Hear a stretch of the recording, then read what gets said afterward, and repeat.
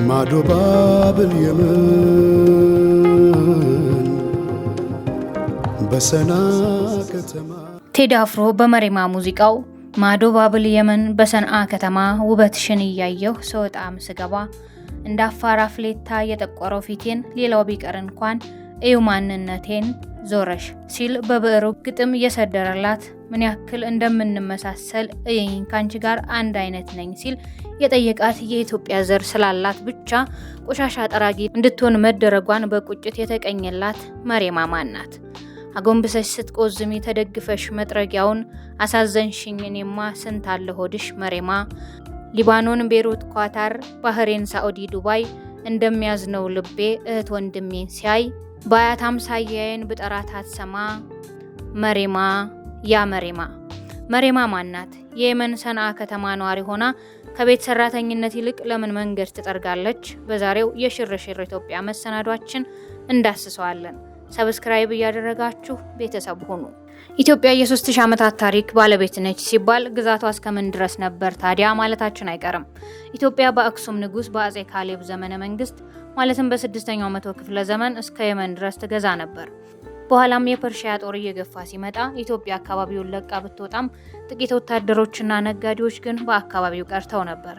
ታዲያ አሁን ላይ አካደም ተብለው የዘር መድሎና ጭቆና ብቻ ሳይሆን እጅግ የከፋ በደል እየደረሰባቸው ያሉ የየመንን ህዝብ 10% የሚይዙ ወይንም ከ500,000 እስከ 3.5 ሚሊዮን የሚገመቱት የዘር ግንዳቸው ከኢትዮጵያ የሚመዘዝ ዜጎች ናቸው። ከሰሞኑ ቴዎድሮስ ካሳሁን ወይንም ቴዲ አፍሮ ባወጣው አልበሙ ላይ መሬማ በሚል የተሰራው ሙዚቃም ለነሱ መታሰቢያነት እንደሆነ ይገለጻል።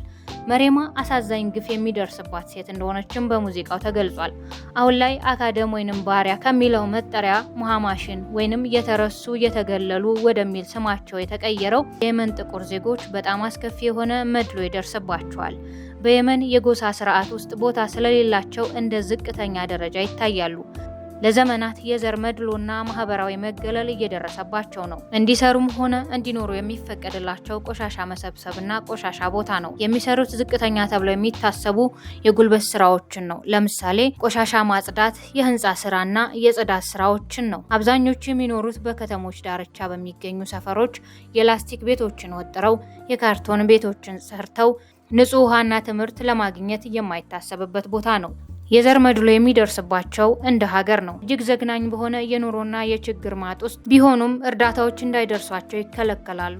ሕክምና የለም፣ ትምህርት የለም። በአጠቃላይ በዚች ሀገር የሚገኙ የአፍሪካ ወይንም የኢትዮጵያ ዝርያ ያላቸው ማህበረሰቦች በታሪክና በባህል ከስሪላንካ ካፊሮች ጋር ተመሳሳይነት ቢኖራቸውም በየመን ያለው ማህበራዊ ጫና ከህንድና ከስሪላንካው የከፋ እንደሆነ ይነገራል።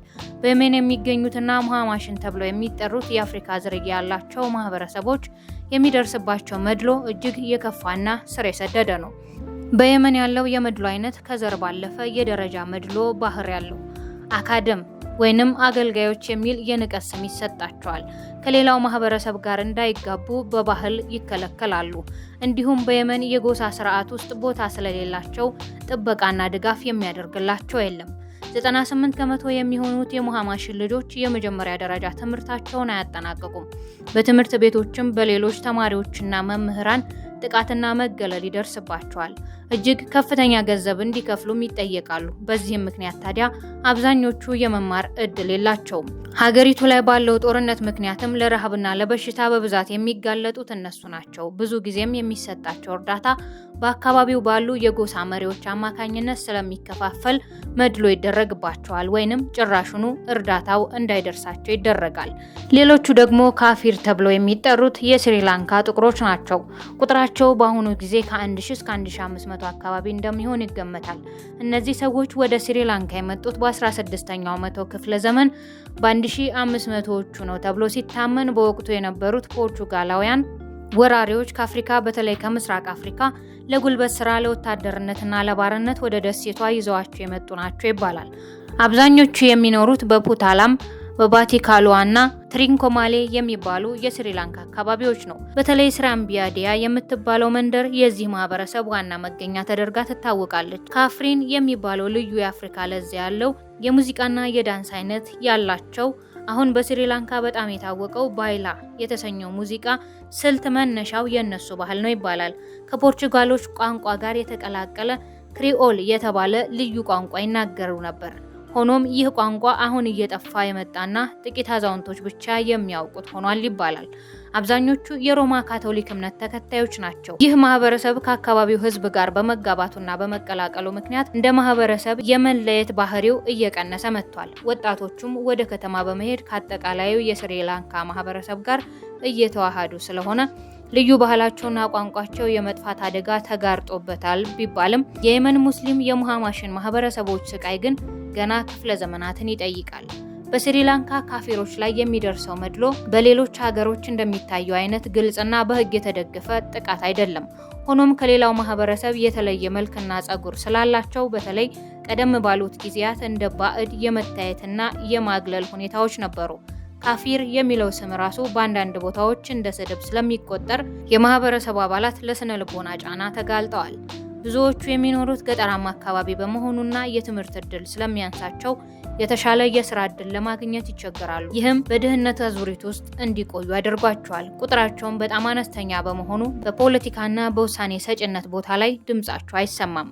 በህግ ደረጃ ይህንን ስራ ብቻ ነው መስራት ያለባችሁ ተብሎ የተገደበባቸው የስራ አይነት ባይኖርም በማህበራዊ ኢኮኖሚያዊ ሁኔታቸው ምክንያትና መኖሪያቸው ገጠራማ አካባቢ በመሆኑ ግብርና፣ ከብት እርባታ፣ የጉልበት ስራና አሳስጋሪነት የነሱ ስራ ናቸው።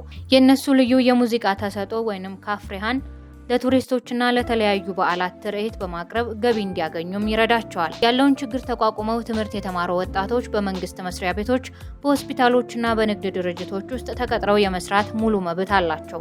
ባጭሩ ህጋዊ ክልከላ ባይኖርባቸውም በድህነትና በትምህርት ማነስ ምክንያት አሁንም አብዛኞቹ ዝቅተኛ ገቢ በሚያስገኙ የጉልበት ስራዎች ላይ ተወስነው ይገኛሉ። በህንድ የሚገኙ የሲዲ ጎሳዎች ጥቁር ናቸው። አብዛኞቹ የመጡት ከምስራቅ አፍሪካ በተለይ ከባንቱ ነገዶች እንደሆነ ይነገራል። ወደ ህንድ የገቡት በባህር ንግድ፣ በወታደርነትና በባርነት አማካኝነት ነው ይባላል። የመጀመሪያዎቹ ሲዲዎች በ7ኛው መቶ ክፍለ ዘመን ወደ ህንድ እንደገቡም ይነገራል። በታሪክ ውስጥ አንዳንዶቹ በጣም ስኬታማ ነበሩ። ከነኚህ መካከልም ከኢትዮጵያ በባርነት ተሽጦ ህንድ የገባው በኋላም የጦር መሪ የሆነው ማሊክ አምባር ይገኝበታል። ታሪኩ የሚጀምረው በ16ኛው መቶ ክፍለ ዘመን አጋማሽ አካባቢ በኢትዮጵያ ምድር ቻፑ በሚል ስም ሲወለድ ሲሆን በወቅቱ በነበረው አስከፊ የባሪያ ንግድ ምክንያት ከትውልድ ቀየው ተነቅሎ ወደ መካከለኛው ምስራቅና በመጨረሻም ወደ ህንድ ተወሰደ። እዚያም በታማኝነቱና በብልህነቱ አምባር የሚለውን ስም አግኝቶ በእስልምና እምነትና በወታደራዊ ስልጠና ታንጾ ማደግ ጀመረ። አምባር ገና በወጣትነቱ በጦር ሜዳ ስልትና በንግግር ችሎታው መታየት ጀመረ። በተለይም በዴካን ግዛት በሚገኘው በአህመዲናጋር ሱልጣኔት ውስጥ በነበረው አገልግሎት ተወዳዳሪ የሌለው መሪ መሆኑን አስመሰከረ። ይህ ብርቱ ሰው ከባርነት ቀንበር ወጥቶ የአንድ ትልቅ መንግስት ጠቅላይ ሚኒስትር፣ እውነተኛ መሪ ለመሆን የበቃው በሰይፍ ብርታት ብቻ ሳይሆን በረቀቀው አእምሮም ጭምር ነበር። በወቅቱ ህንድን በሙሉ ለመቆጣጠር ይገሰግስ የነበረውን ግዙፉን የሙጋል ኢምፓየር ሰራዊት ለዓመታት መክቶ በማቆምም ይታወቃል። ማሊክ አምባር በጦርነት ታሪክ ውስጥ የደፈጣ ውጊያን በሰፊው በመጠቀም ቀዳሚው ሰው ሲሆን የሙጋል ነገስታት እንኳን ሳይቀሩ ለዚህ ጥቁር ንጉስ ያላቸውን አድናቆት በፍርሃት በታሪክ መዝገቦቻቸው ላይ አስፍረዋል። ከጦር ሜዳ ድሎቹ ባሻገር የማሊክ አምባር ስም ከልማትና ከስልጣኔ ጋር በጥብቅ የተቆራኘ ነው። ዛሬም ድረስ በህንድ የምትታወቀውን የአውራንጋባድ ከተማን የመሰረተና የገነባ ሲሆን የከተማዋ ነዋሪዎች ንጹህ ውሃ የሚያገኙበትን እጅግ አስደናቂ የሆነ የከርሰ ምድር ውሃ ማስተላለፊያ መስመር በመዘርጋት የረቀቀ የኢንጂነሪንግ ጥበቡንም አሳይቷል። ለገበሬዎችና ለተራው ህዝብ የነበረው ርህራሄና ፍትሃዊ የአስተዳደር ዘይቤውም በህንድ ምድር ለዘመናት ሲወደስ እንዲኖር አድርጎታል።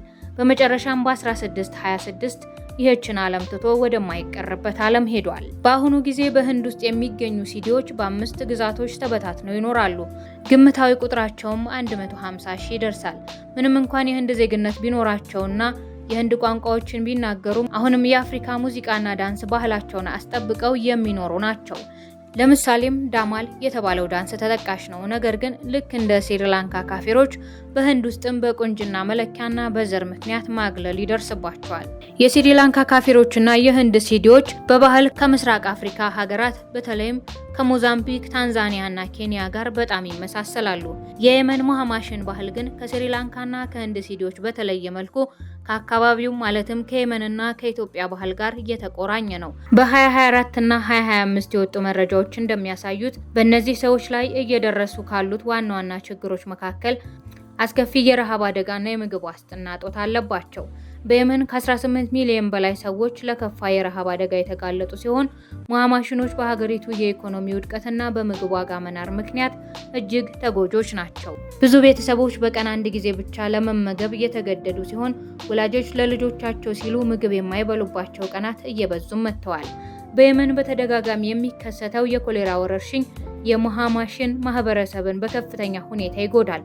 ንጹህ ውሃና የመጸዳጃ ቤት አገልግሎት በሌለባቸው መንደሮች ውስጥ ስለሚኖሩ ለበሽታው ተጋላጭነታቸው ከፍተኛ ነው። እነኚህ ጎሳዎች ባህላዊ ጭፈራቸው የኢትዮጵያ አይነት ነው። ወዲያላካ አቃቲ ደሙላፋ